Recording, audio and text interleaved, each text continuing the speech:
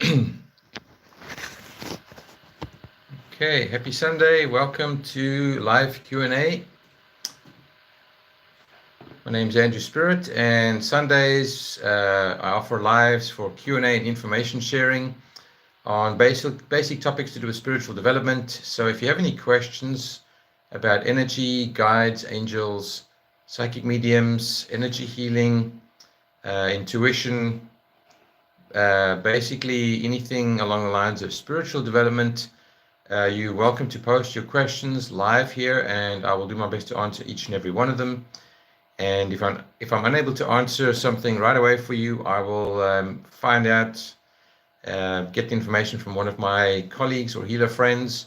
So if you know any like minds who are looking for some free resources as well, or just to get their general questions answered, please invite them to tune in. I might be able to recommend an online spiritual community group in your area if that's something you're interested in. But please invite like minds. If you subscribe to the page, you'll get notified when I go live. It's every Sunday, roughly between late afternoon to early evening Eastern Standard Time. Running a little bit late this evening, but typically it will be a little bit earlier than this. It's not always the exact same time though, but feel free to ask your questions. So again, spiritual development, if you're looking for some free resources, I can recommend some groups, online groups, where there's various talented healers and mediums that do offer some amazing free resources. And I'm offering just the opportunity for general questions on spiritual development. So I typically stay on the live and just get an idea of what the general interest is. So let's see. Okay, so I've got a question here from Ananya. Is it possible to fire your spirit guides? Interestingly, funny you asked that. I've actually tried to do that. I don't think it is. I tried doing that once or twice out of frustration, where I wasn't accepting the direction or the answers I was getting. But basically, your guides will always gently, kindly guide you in the direction you need to go in, but they will never force you or insist or tell you you must follow their instructions.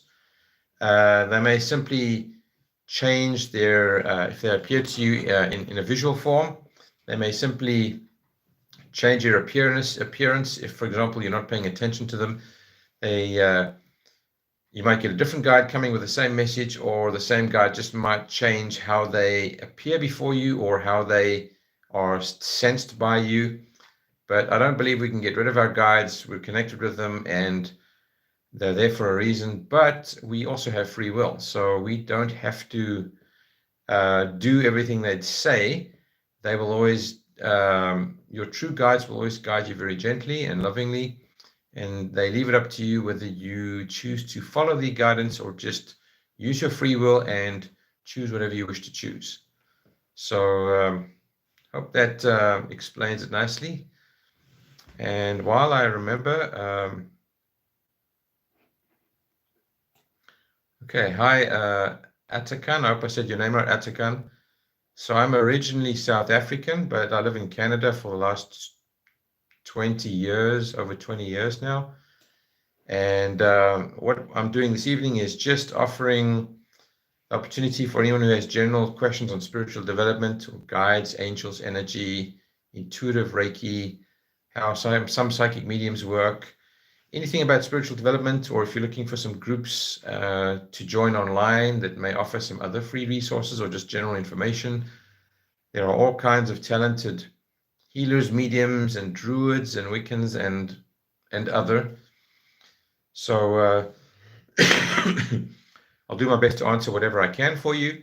There's a few exceptions. For example, I don't do tarot cards or work with crystals much at all. So I probably won't be of great help with that, but I do know people who can help with that. So if I can't answer you right away, I'll get the information from one of my friends or colleagues. So feel free to ask your questions. And if you'd like to know more about me, I'm going to just post my website in the comments for you now. And my name's Andrew Spirit, and I'm a psychic medium and energy healer, and I also like to mentor. So I offer one-on-one mentoring on spiritual development. Okay, I've just posted my website link, so if you're interested, you can learn more about me.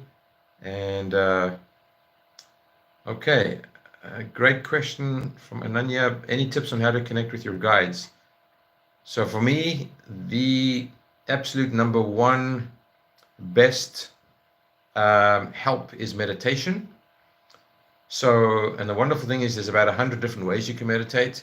So if you like, you can Google specific meditations that are designed to literally help you connect with your guides, and they're guided. So there'll be a voice talking and guide you what to visualize or sense. So there are some amazing online meditations. You can also just sit in silence or have background music, or you can be outside. However you choose to meditate, whatever works for you is fine. And just basically develop like a telepathic friendship with your guides. Individual results will vary, so some people may develop it quicker than others. Everybody's unique. But basically, you just sit in meditation, invite your guides in, tell them you would like them to give you either a visual of what they look like, or a sign, or a symbol, or maybe a sensation or a feeling, just so you can get used to getting to know what their energy feels like or looks like. And it's basically like building a friendship, except it's telepathic, not in person. And like I said, you can do it on your own completely in a quiet meditation, or you can Google one online, YouTube, or I think it's YouTube. There's thousands and thousands.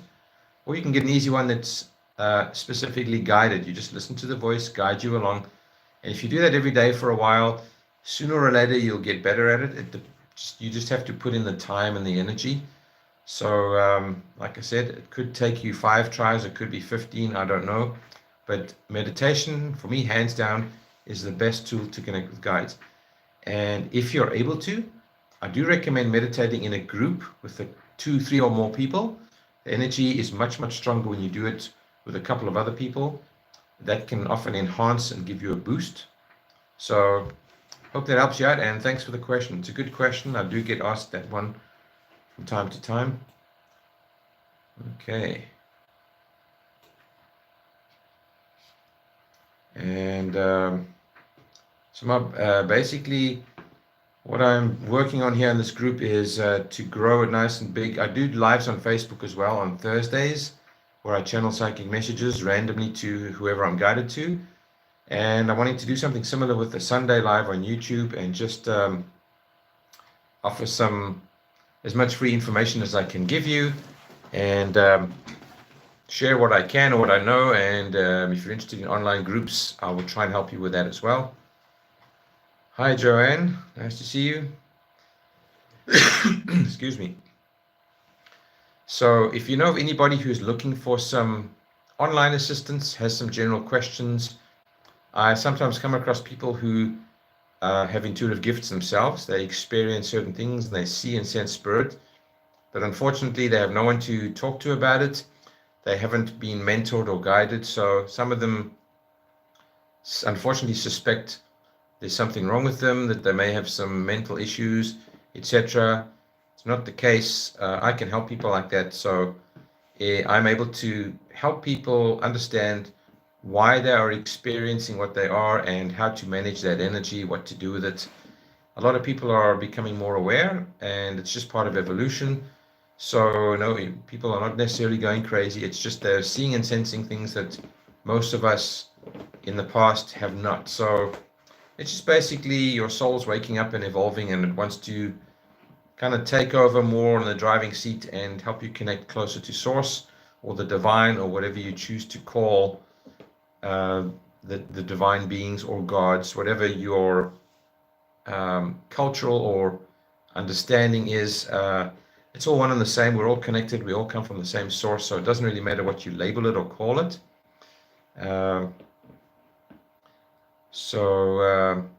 This is your opportunity just to ask any questions that you may need some answers to. I'll do my best to help you out and get them to you. Okay. Let's see. Okay, Joanne, you're asking what was your aha moment? Okay, so just before I answer, I want to just clarify if I understand you. Is it, are you asking me when I basically started to wake up spiritually and realize that there was more to the spirit world?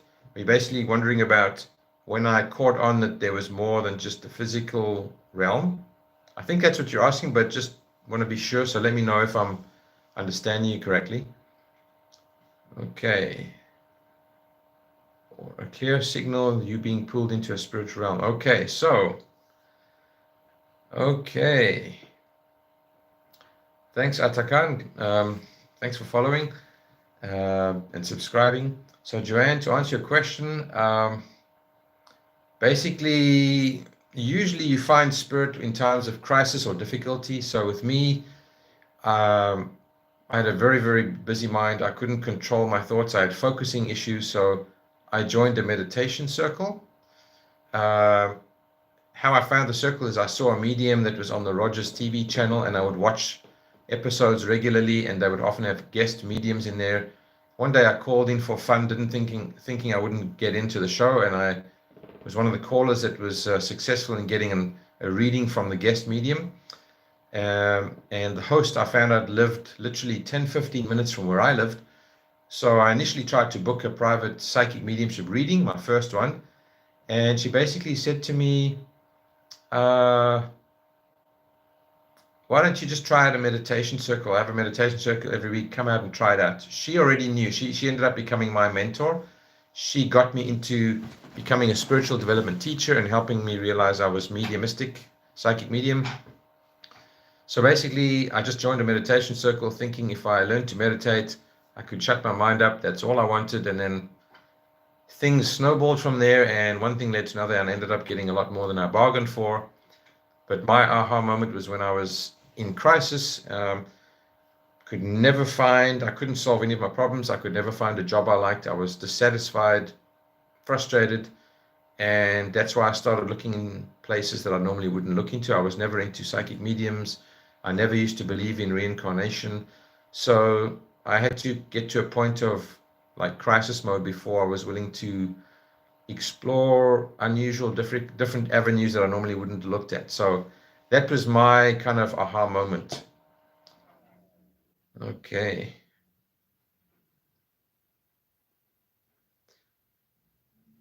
So for me, fortunately, my development was quite gradual. Some people have it the opposite. I've known some colleagues that have literally been regular, normal normies, you could call it, the one day, and the next day it's like a switch flipped, and they thought they were going out of their mind. They were like wide open, their third eye blew wide open, and it was like more like of a shock treatment. I was fortunate where it was more gradual, so it developed over a longer period of time. On the one hand, I was very impatient and I wanted to develop faster, but on the other hand, it was a little bit more comfortable and it gave me more time to shift out of the 3D physical environment and just adjust at a more comfortable pace. So, you get the pros and the cons with it. Everybody's different. Some people can literally go from one extreme to the other in a day. Others take a couple of years, like in my case. Everybody's different. So there's no telling when anybody's literally going to wake up and connect the dots and start to realize there's more to it than the physical environment. So and if you happen to think of questions sort of the next day or during the week, I encourage you just to write them down, keep a record of them, and next Sunday or any other Sunday you're able to join in, bring those questions and ask me then. Sometimes we can't think of things right away, but if you can think of something, if you think of something during the week, just make note of it, keep a record, and just ask in the next one, the next session you're joining in. Okay, so one-on-one mentoring. So I was mentioning earlier, I like to teach spiritual development. I also mentor. So if it's something you're interested in, I do offer that online as well. I do it in person, but I also do it online via Zoom. Same with my private psychic medium readings, the one-on-one readings. I even do my intuitive Reiki. I can do it long distance or remotely. So I can do it while you're in the comfort of your own home or your own space. I don't have to physically be with you in person. I can channel energy remotely. Energy doesn't have physical barriers. Energy can go anywhere and everywhere. So I do offer my services remotely and online as well. I also have a book that is available online. It's called Simply Spirit. And that is a book that you can literally start at the back, the front, the middle. It's got a Q&A section at the back of about 30 questions, which I kept a record of when I was developing my channeling abilities, and I was asking Source or the Divine certain questions, and I was practicing channeling the answers I was getting. That's all in my book, along with about roughly 20 other topics. So you can literally go from one chapter to chapter 10 to number 2 to number 6. It doesn't matter what order you read the book in. That's also a bit of part of it is a bit of channeling, and the rest is how my consciousness evolved and how my gifts developed, and just general information that I acquired and collected over a 6-year span. So I was journaling on and off for about 6 years, and then finally I put it into a book form.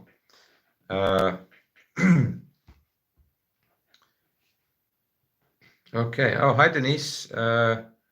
Denise, nice to see you. So you've read my book. Thanks so much. Okay, Marie-Hélène, you're online. How are you? Nice to see you again. So, Marie-Hélène's question. So, luckily with my family, no problems. I didn't tell them right away. I kind of gradually filled them in, like I was doing meditation, a little bit of energy healing. So I didn't tell them right away, but my family, luckily, in my case, had no problems with it. They know what I do. None of them are into, like, I'm the only one in my family who does this. None of them are really interested or into it at all, but they are supportive and they don't have any problem with it. So it's all good in that sense. They understand that's what I do most of my time, and they're not against it.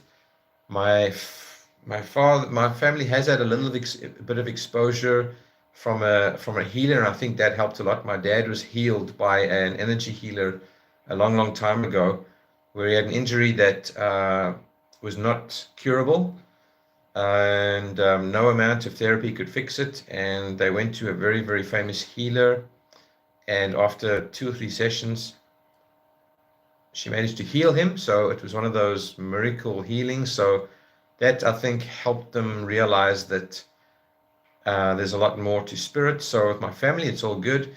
With friends, most of them were fine with it. I haven't told, there's a few I haven't told, but that was back in South Africa before I moved to Canada. Some of them in South Africa know. A couple, I'd say most of them know, but I haven't really had any resistance or problems, or I haven't been cut off really from anybody. So I've been one of the lucky ones. I have a lot of friends that have experienced worse, a lot of rejection from family or friends. I've been lucky, so I haven't really had a lot of flack or resistance from it. Some people I've sort of drifted apart from, but that happens when you evolve and your energy changes. You grow further apart from some people, but then you get newer people coming into your life. So overall, I've been very fortunate. So I can't really complain.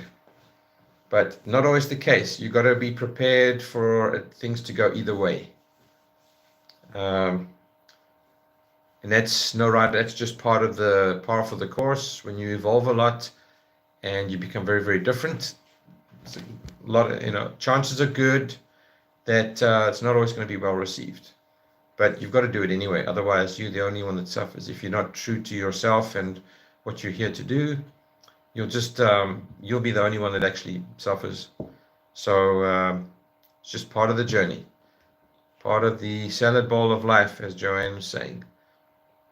But what I can tell you is, for the most part, life generally keeps getting better and better. You still get the tough challenges here and there, but overall, the more you know, the easier you're able to handle and adapt things that happen. So overall, it's good. Okay.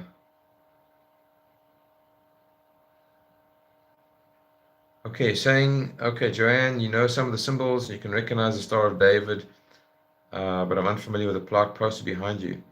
Okay, so this plaque here, if you're referring to that's actually a postcard that a friend of mine brought back when he went to Israel, and it's got the Star of David on it, which, interesting enough, is also, if you've heard of the Merkaba. The Merkaba is a design of a star tetrahedron and an earth tetrahedron. So two triangles, the star tetrahedron points up, the earth tetrahedron points down, and they are superimposed, and it's not a one-dimensional thing. The Merkaba is basically, it's like an energy. So the Merkaba is a very, very powerful energy field. So on this postcard, it's got other signs.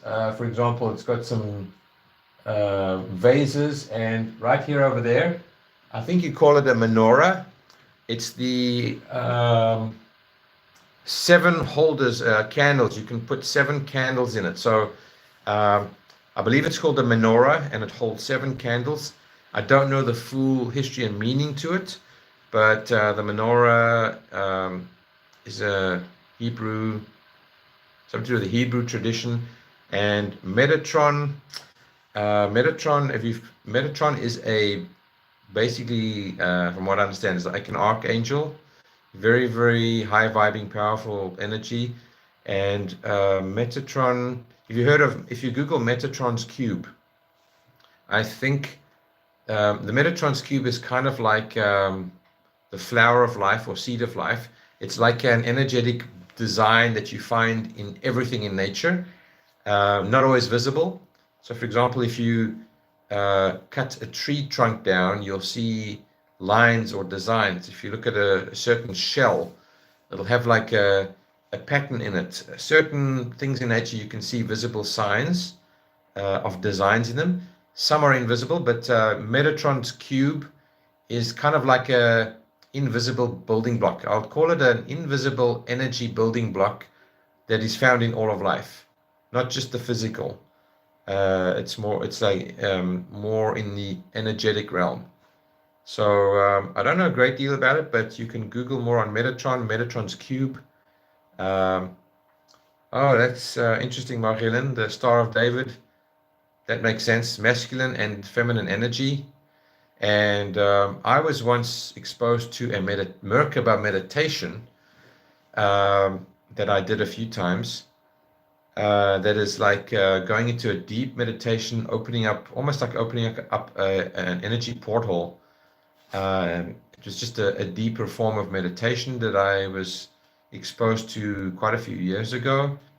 So there's quite a lot to that. It's an interesting topic, the Merkaba. So yeah, Google Merkaba. It's I believe it's traditionally comes from the Hebrew.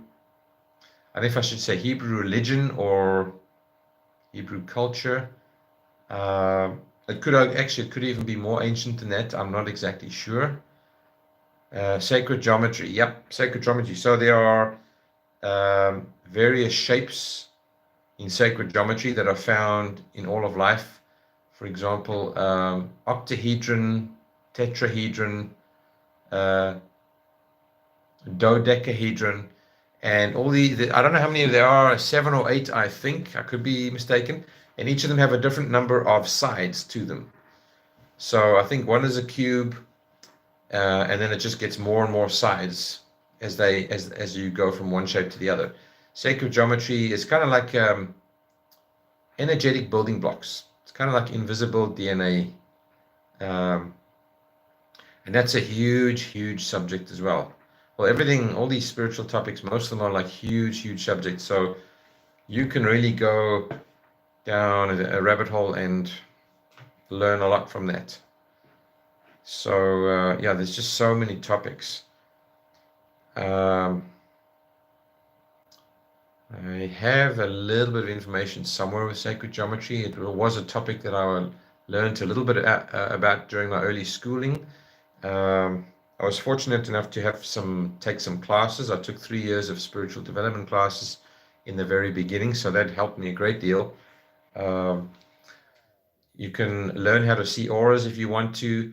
There's a lot of things you can learn, but it takes time and energy. So you've got to be willing to set the time aside and actually do it. That's probably why a lot of us don't experience those kind of things, because we have so much other things that we're working on. You really got to make the time. It's same as like starting brand new at a gym. It's going to take you months and months before you start seeing really good results. It's time and effort and energy. So yeah, excellent questions. And like I said, I'll stick around a little bit longer just to make sure that if you do have any questions tonight, I can answer them for you. And if you come up with any questions after the live or during the week, just keep a record of them, write them down and bring them to the next session. And I'll do my best to answer those for you. Spiritual development, angels, guides, energy, meditation, even intuitive Reiki, how psychic mediums work, or at least some of them. I can share quite a bit about that. If you're experiencing any unusual gifts yourself, as I mentioned before, I also love to mentor.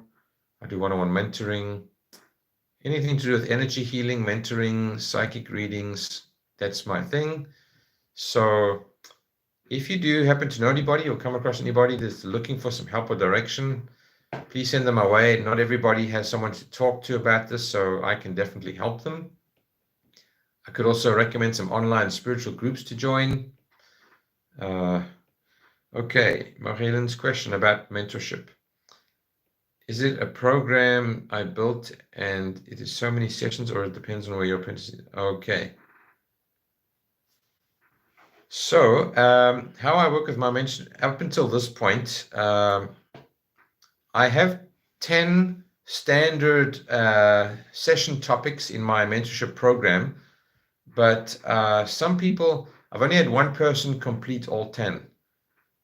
Some people have chosen to pick just say 2 or 3 or 4 topics and focus only on those, which is fine because they may already know enough about some of the other topics. So I have 10 standard topics that I offer, but I also offer to mentor on other topics that may not be on my list that you may have an interest in. So I usually send people a list of the 10 standard ones I have, but I also add that if there's anything else that's not on my list that you would like to be mentored on, provided I can help you with it, I will happily do that as well. So I just offer the 10 that I feel will be very, very helpful and that have helped me a lot. But I also am open to any additional topics that you're interested in and I can help you with. Everybody is on their own path. So I'm very flexible as to the topics you want to be mentored on, how you like to be mentored.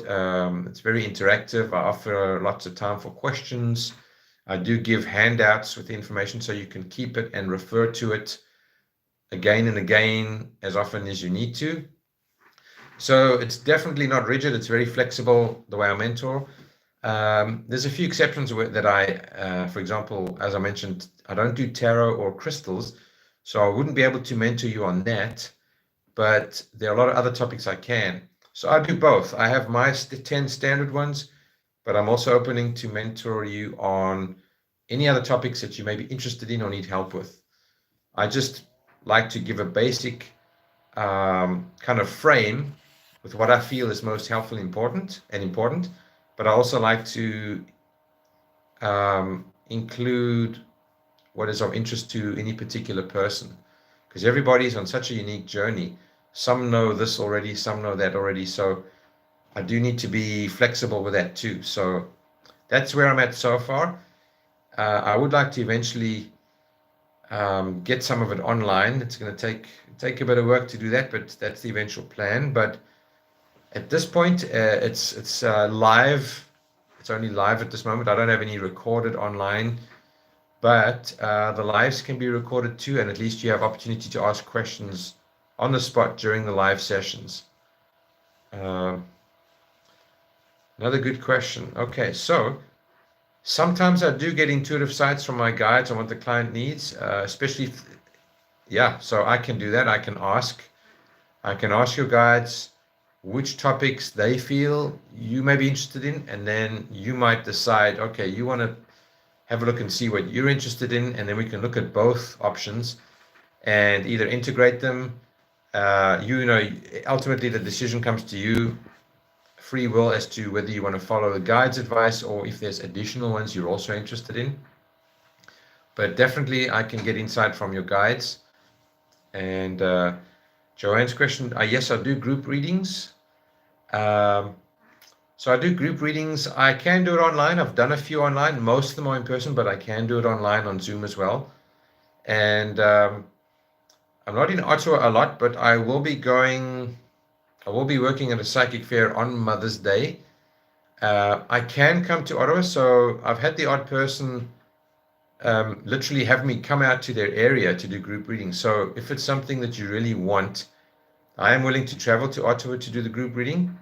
All it means is it's just just a bit of this added travel expense, but I am happy to go to Ottawa for group readings if requested.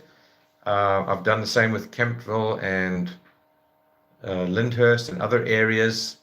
So I'll travel, I'm willing to travel up to an hour away. That's fine, if that's what you want. Some people just insist on in person, so I am willing to do it, and I can do it online too. And as for Reiki, so Reiki is a form of energy healing. Usually a person's lying on a massage table, and some Reiki practitioners will make physical contact with their hands. They'll touch physically on the head, the shoulders, stomach, legs, feet, wherever they feel guided to. With me personally, I don't make physical contact. I work on your energy field, basically around the aura. So my hands are always a few inches from the body, and I start at the crown of the head, and I work my way down to the feet, and I basically just work within your energy field. Some healers prefer to make physical contact. It's up to the healer and the healee, but it's basically working on your energetic blockages. Sometimes I get intuitive hits. Sometimes I get hints about physical discomforts, physical issues. But the predominant primary reason for Reiki is energy healing. It heals your energetic body. It works on your spiritual side. But it has been known to have and alleviate physical issues as well. It's just not guaranteed. So the primary thing is not physical healing. It's spiritual and energetic healing, but it has had positive results on physical issues as well. That can happen. So that hopefully that explains enough about Reiki. But if not, Joanne, let me know and we can get into more detail about the Reiki if you want some more detail. And yeah, lives are fun. Lives are very interactive. Sometimes, this is a good example. When you see other people's questions that you may not have thought of, you can also learn a lot from other people just by the questions they ask. So when you're in a group, you get the benefit of other people's questions and learning from them as well. So Joanne, the rubbing of hands together. So interestingly, that was one of the things I practiced in one of my very, very first classes. So it was beginner level. We would rub our hands together and then you basically rub your hands together, and then you'd move your hands further apart and bring them slightly closer. And that was to help you get accustomed to sensing energy, almost sensing it I'd say almost like in a physical way. So with a lot of people, and you can try it, rub your hands firmly together for a while. And generally with most people, you'll notice the closer you bring your hands together, usually you feel a stronger energy field or force. And when you move your hands away and back them up, the energy becomes a little bit more subtle and not as intense. That's generally what most people experience. There's always the exception. So some people are more sensitive to feeling energy. Some may not feel it. No right or wrong. Everybody's different. So that's basically like kind of creating an energy field with your hands.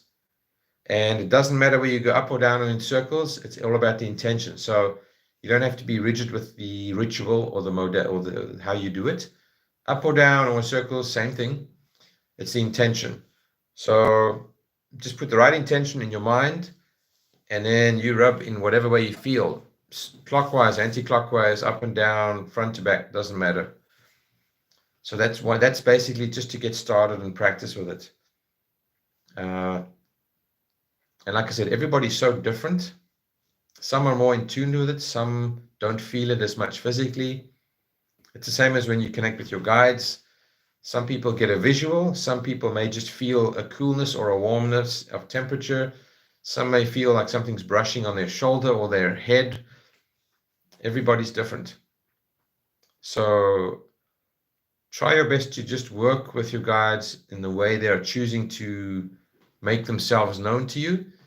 Try not to be too insistent on, you want to know their name, you want to know what they look like, because sometimes they may not show you. Every guide is different.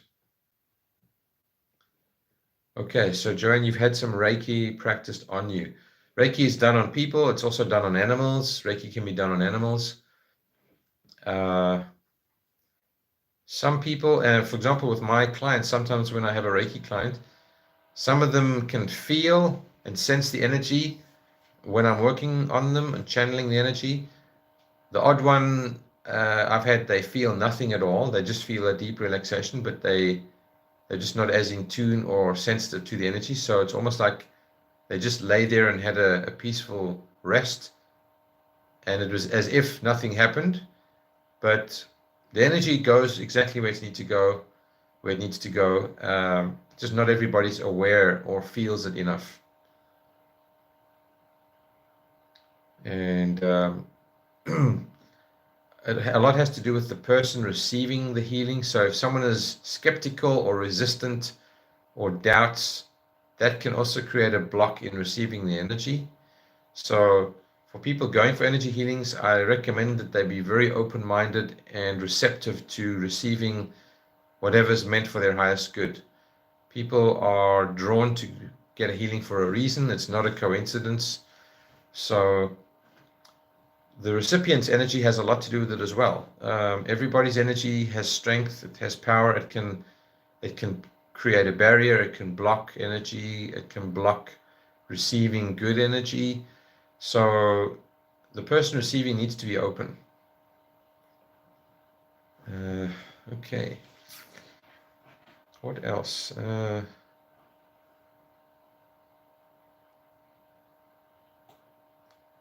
Okay, Joanne, you said you saw a beautiful sunshine light.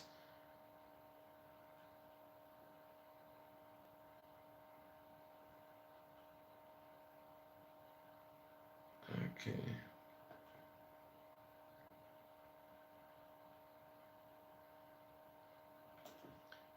Okay, yeah, so sometimes the practitioner may pick up little intuitive signs. Sometimes I get that too.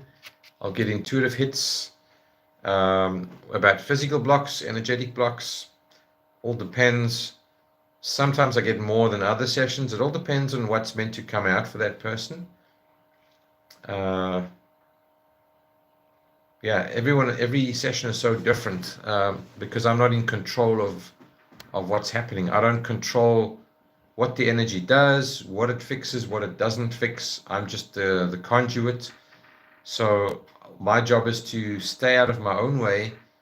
I've got to put Andrew outside and leave him there and just be an open channel and allow myself to be used as a conduit and keep my my judgments, my perceptions, my rational reasoning, that's got to stay out of it. So I'm basically just have to be kind of like the tool or the telephone line. And that is one of the biggest challenges, whether you're doing energy healing or psychic readings. your human side, your personality has to stay out of it. It's not easy to do. It takes a lot of practice. So you've basically got to put your left brain at the building, send your ego outside, and just be totally open and respond with what you're getting. You give what you get, and you don't question. And that's not an easy thing to do, because your ego wants to know everything. It wants to analyze everything, and it doesn't want to look like a fool or seem silly or so the ego takes a lot of work to tame and to settle down. It'll always be there, it'll always challenge you, but can be done. The more you do it, the better you get at it. And it's good practice for other things in general, even dealing with things in your physical environment, dealing with people. If you can learn to manage your ego and tame it, it'll help you a lot. Dealing with physical things, the physical world, places of work, public places, challenges, you name it. Basically, I like to say, if you don't learn to manage your ego will manage you. So it's going to be one or the other.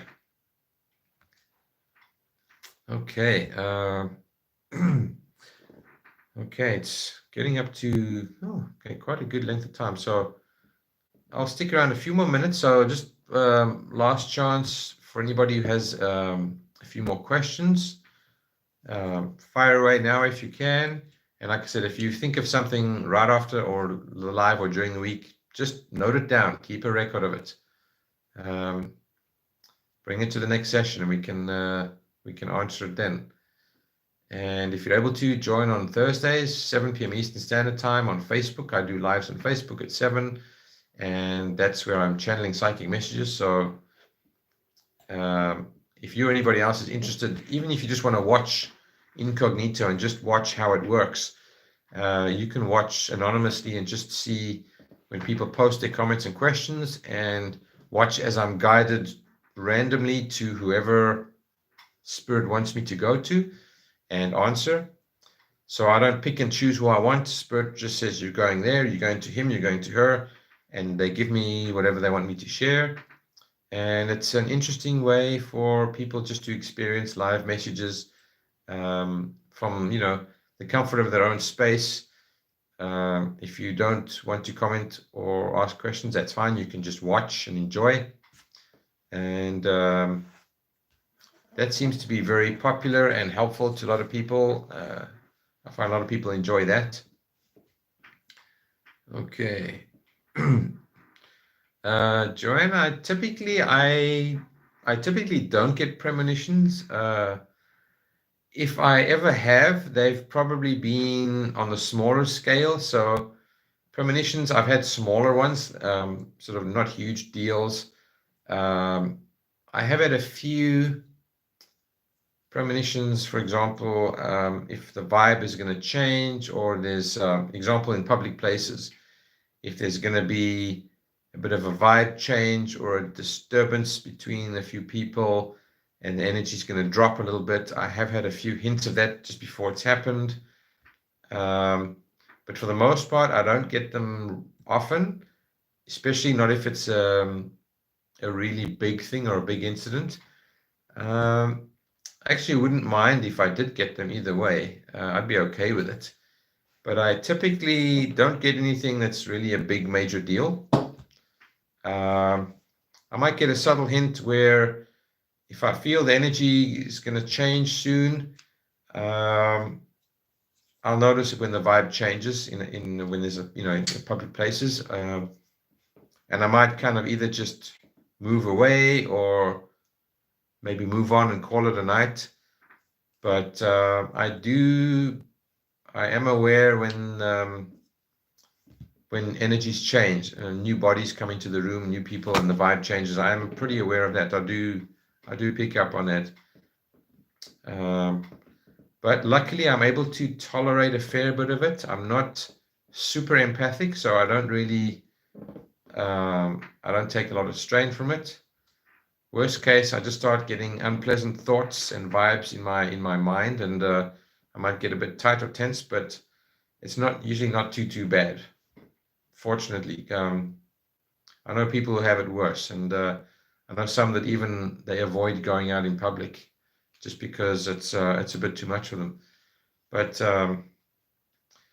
okay, Marilyn's question: can I read past lives? I have done that. I do. I don't get it often, but it has come up with me. I find interestingly, when I do readings, very few people actually ask me about past lives. I get very few requests, but I have done it and I have seen it, sometimes without even trying to or asking.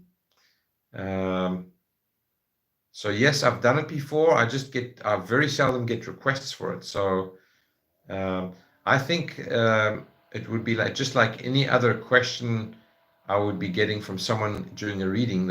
Most of them ask me either about themselves, their loved ones, their family, this, that, their job. It's usually job, career, finances, personal relationships. Those are the most common. They could just as well ask me about past lives, and the chances of me getting something, I think, would be pretty similar to the usual questions I get. So my answer is, yeah, I can read them. I just haven't done a lot of it, and I get very few requests. So I can't really say. It's hard to gauge what the success rate would be or how often I would be able to get them. But I've done it before. I have had them come through before. For some reason, it doesn't seem to be as important these days. For the most part, these days, people need help with where they're at now and working through their past traumas, and the past lives don't seem to be that significant unless you really need some deep healing and you need to resolve some stuff that goes way back to past lives. That's when it's important. So I hope that answered your question enough, Mark-Helen. If not, let me know. Why don't we focus on our potential future lives? That's an interesting question, because technically everything is right now. So past, present, and future is actually all in the moment in the spiritual sense. On the other side, they don't work with linear time like we do. So technically everything is right now. So our future lives would be same as past lives. Everything's in the moment. It's just about when the consciousness or awareness expands, you recall or connect with more past and more future as well. So that would be, I would wonder how we would do that, focus on future lives. I guess you could practice doing that just like you work on past lives. But because of the way our human brains work, I think the less we know about our future, sometimes it's better for us, because if we knew too much about future lives, we would probably presume that it's all set in stone and we would adjust our behavior and actions accordingly. Interesting thing is with the future predictions, for example, some of it is set in stone and it will absolutely come to pass, but some things are still fluid, and the reason we get told certain information is so that we have an opportunity to slightly change course to have a better outcome. And this is something I learned from my mentor as well. So there's we can jump timelines. So sometimes we get shown things so that we have the opportunity to make some changes. Even if you can't change it completely, sometimes it helps if you can change the severity of something or the degree of impact of something, and make it a little easier on yourself or everyone around you involved. So some things are fluid. So like I can give you a future projection during the reading, for example, but here's a good example. You could say, what's up in my future? And I could say, okay, the timeline you're on right now, this is where you're going. That's what's coming up for you. But if you don't like that information, you could just say, lock yourself up until that time has passed, or just change course and do something else. So by doing that, you've changed your timeline. So the interesting thing is we don't always know what's set in stone, and we don't always know what we can change. So hope that kind of helps clarify a little bit.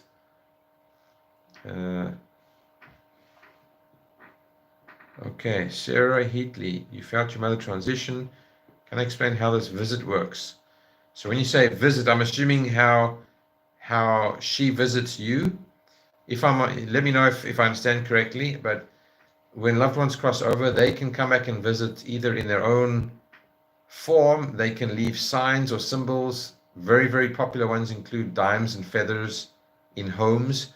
They can also send animals like birds or other things, dragonflies, etc., as signs to let you know that they are still alive and well on the other side and that life continues. That's one of the main reasons loved ones come back, is to prove that life continues after you leave your physical body. So each person experiences spirit in different ways. Some get a clear vision. They can see their loved one at the foot of their bed or standing in their room. Everybody's different. So I hope that answers your question, Sarah. If not, just let me know, and if I didn't understand it quite right, just let me know and I'll see what else I can share with you.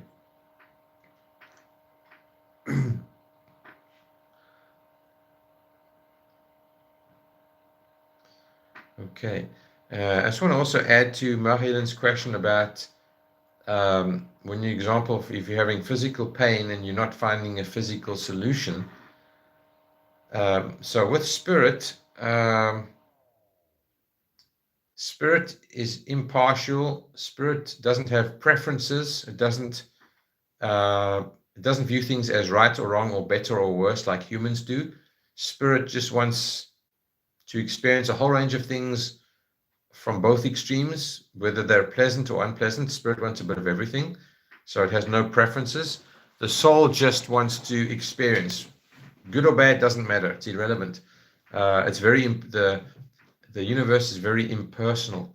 So as a human being, if you're in pain and you can't get well, we see it as a problem and maybe something that's wrong and that it needs to be fixed or healed or removed. But depending on what the soul has planned, the soul's only concerned with spiritual healing the soul and bringing all its fragments back together. So from a soul's perspective, it might be totally okay with the physical body remaining uncomfortable for a longer time, but as long as it understands the spiritual lesson and learns to, for example,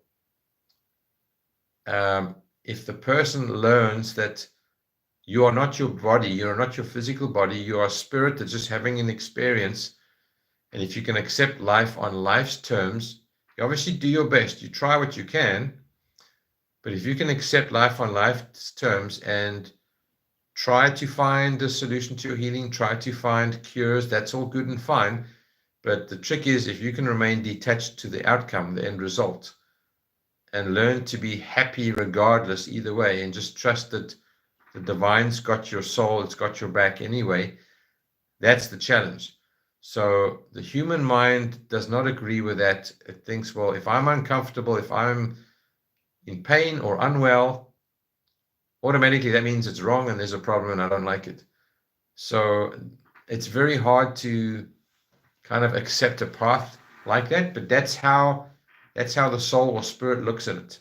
It doesn't look at it the same way people do. It doesn't view things as I prefer this, I don't like that, this is good, this is bad. It doesn't do that. So not always what we want to hear, but it's kind of like some people that are born paralyzed at birth and they spend their entire life laying on their back on a bed, experiencing virtually nothing except laying on a bed and being paralyzed. Most people would view that as an absolute waste of a lifetime, but the soul doesn't. The soul says, this is what I chose to experience. I want other people to learn from me and from this experience and whatever they want, whatever they need to learn from it. So the human mind can't always appreciate and explain and understand what the soul's got in store, what it has planned. Okay, Marianne's question: after reading or healing sessions, do you get really cold and or fatigued? I don't get cold. If anything, I sometimes get a bit warmer, but not cold. As for fatigue, only if I do like a lot. If I do like a few hours worth, I might get a little bit tired. But generally, if it's just a couple, I'm usually good. Not a problem. Okay.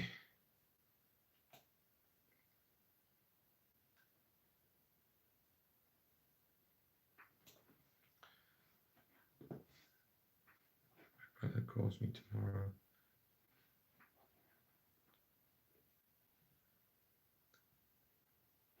Okay. Okay, Sarah, I was just looking at your comment there. I was just wondering if you have a further question, or were you just kind of letting me know what you experienced? If you experienced something, like if you had a premonition before you got the phone call. I was just wondering if you were just sharing a comment. If you do have a question, just let me know what it is, because I'm not sure if you were actually asking me anything. Have I heard of inherited DNA trauma? Yes, absolutely. So you may have heard also the term cellular memory. The cells in your body have memory, not just from this lifetime. So your previous incarnations can, if there's something unresolved or something very traumatic that was not taken care of in another life, it can basically, we can bring baggage into this incarnation from other lives. So you can also carry trauma from your family's lineage. So to give an example, if your grandparents never healed from something and had some trauma, that was passed on to their children through DNA, through cellular memory. And if those children who are, say, your parents, if they didn't manage to heal from it or resolve it, that gets passed on to the next generation. And then you end up holding the ball, and now it's up to you to heal on behalf of yourself and parents' generation and grandparents' generation. That was one of my tasks. I was carrying something for me, my parents' generation, and my grandparents' generation. So it was up to me to start the healing process. I was holding the ball. So in those days, um, especially parents or even grandparents' generation, they didn't have access to energy healers and counseling, not as much as we have today. So they just had to kind of shove it down, suppress it, work hard, and just survive and get the job done. So sometimes it can absolutely get passed through inherited DNA trauma. So yes, does happen. It's quite common actually, because we're also connected on a spiritual, on a soul level. We're connected to everyone and everything.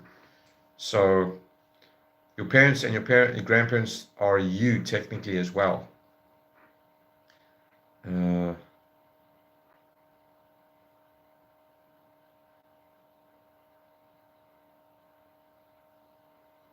okay.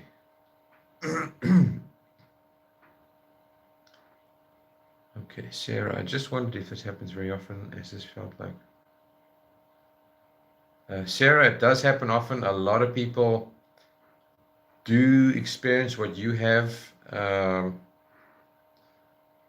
especially when you lose someone that's very, very close to you, like an immediate family member, a parent, a child, a sibling. You would absolutely be very receptive to sensing their energy. And like I said, your soul and their soul are always connected. So it's very common. Happens a lot. Even for people who are not psychic or who are very, very like 3D, or some people call them normies. I like to affectionately call them muggles. People who are not spiritually open or aware of spirit. Even they can have experiences like that when they lose someone very, very close. They can even see them or sense them or feel them. So absolutely happens a lot. Uh,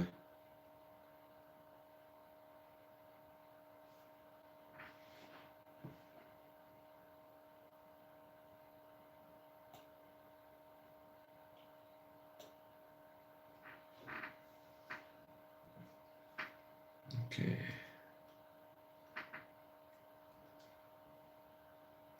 Yeah. So sometimes your soul makes a deal or a contract with the souls of your parents or grandparents, and you decide, you're going to help them out and you're going to do some of the legwork and the healing for them, vice versa. There's so many different agreements and arrangements. And a lot of it we will never know. We slowly discover bits and pieces as we go along. And that's why we have to experience so many lifetimes to remember all the dismembered fragments of our selves, if I can call it that.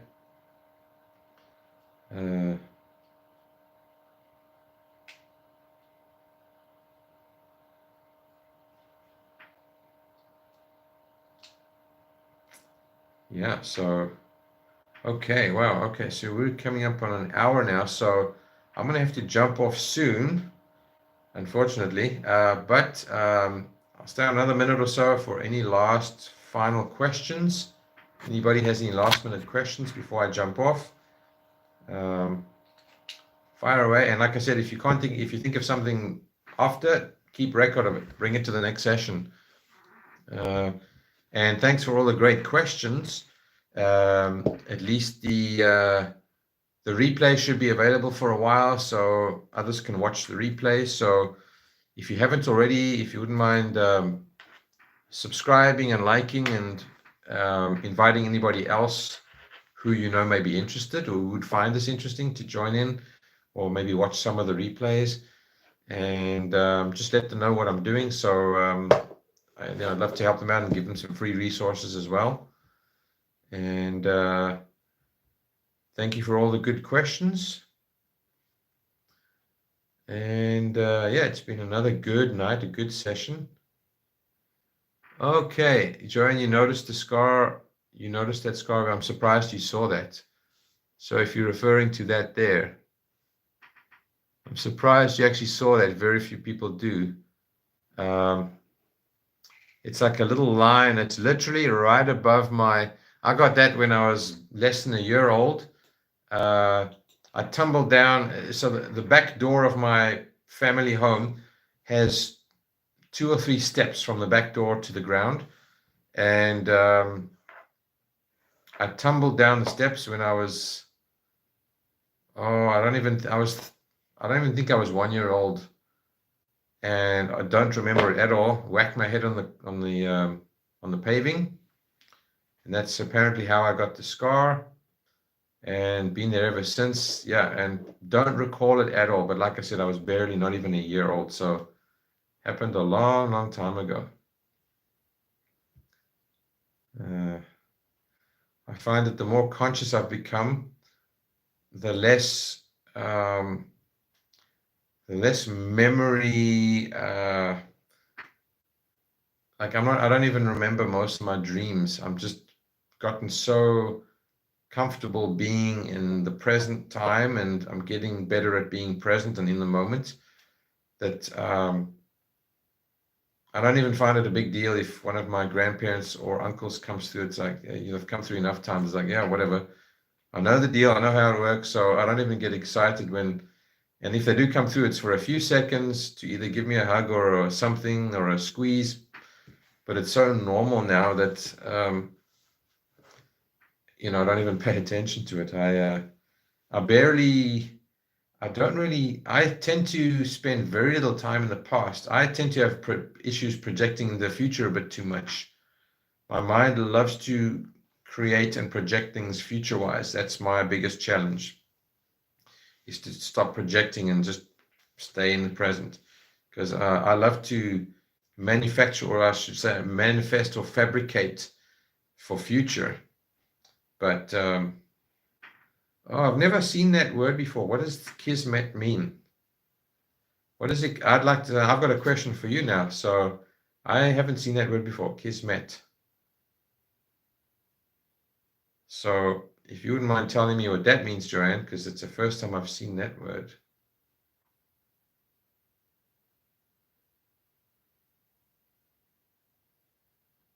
Destiny or fate. Oh, destiny or fate. Okay. Kismet, interesting. Kismet, I'm going to assume Kismet sounds to me almost like ancient Egyptian, maybe Sanskrit, I don't know. But yeah, if you happen to know the origin of that word, I'd be interested. So that's destiny or fate. Okay. Yep. And I don't even really worry too much about what my final destiny or fate is. I have a general idea of why I'm here, what I'm supposed to do. I'm just trying to fill in the gaps of more my personal desires and what I'd like to do, but I have an idea of my general purpose anyway, so I just want more cool stuff to do in between. So that's what I tend to try and get up to. Arabic, okay, yeah. I knew it was something around that region. Arabic, okay, cool. Interesting. Okay. All right, everybody, I'm going to have to jump off very, very soon. So last 30 seconds, any final questions before I jump off?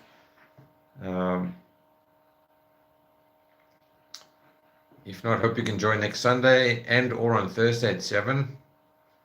Oh, hi, Danielle. Actually, yes, I've thought about that a lot. I firmly believe that we do that often in our sleep. I think we do that a lot. I've only remembered one instance of me doing that ever. But yes, I think we do it a lot during sleep. I think we do more in our sleep than we do during the day. And I've kind of heard that from a few different sources as well. Energetically speaking, that is.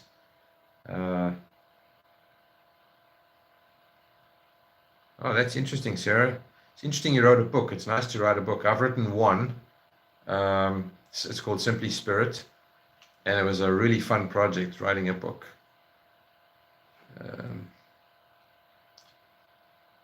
Okay, so enjoy the present life, can pull the rug under your feet so fast, and the future you're aiming for can change. Yep. So I like to say it's more about the journey than the goal. So by all means, go for things. I find if you have a target or a goal, at least it helps. I think that helps for motivation. It makes you take action and do things. At least you're focusing and working towards something. So goals and targets are good, but if you can just enjoy the steps of doing towards the goal and target and forget about what the goal or target will produce or what the outcome is, the journey is the goal basically. So if you're going for something big, if you don't make it, not a problem, as long as you enjoyed going for it, whatever it is. So the journey is the goal. That's a good reminder there. So because we don't really know what the goal is meant to be. We think we know what we'd like it to be, but Source or the divine knows what we're meant to get or meant to experience. We have all kinds of desires, but we can't possibly know what it looks like in the higher sense, what the soul has planned for us. So that's a tough one to accept at first, but the journey is the goal. So if you can just go for things and be totally detached from the outcome, you're doing really, really well. Okay. Okay. Oh, thanks for mentioning it, Sarah. I didn't know you got the book. I'm glad you're enjoying it. Okay, yep. So I'm gonna sign off and just wish everybody a good night and have a great week coming up. And hopefully we'll see most of you either on Thursday or next Sunday or whenever you can. So have a great night and thank you for all your excellent questions. Bye for now.